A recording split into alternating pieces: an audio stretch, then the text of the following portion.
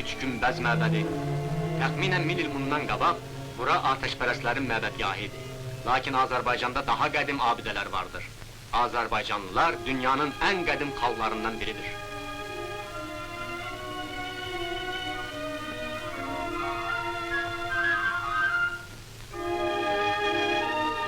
Qədim Urmu şəhrində məşhur Saatlı Meçid.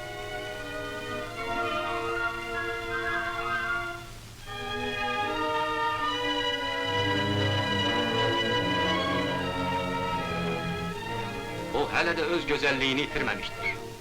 Onu bəzəyən naxışlar yüksək sənət nümunəsidir. Təəssüf ki, biz bu naxışların əlvan boyalarını görə bilmirik. Onlar hələ də solmamışdır. Bu abidəni tikən ustanın adı Kərbəlayı Nəcəfdir. Urmuda başqa bir gözəl abidə də vardır, Cümə Meçid. Məscidin mehrabındakı zinət insanı heyran edir. Onun butalı naxışları son dərəcə incə və zərifdir. Sütunlar belə böyük bir ustalıqla işlənmişdir. Bu gözəl sənət əsərinin müəllifi Təbrizli nəqqaş Şərəf Şahidir.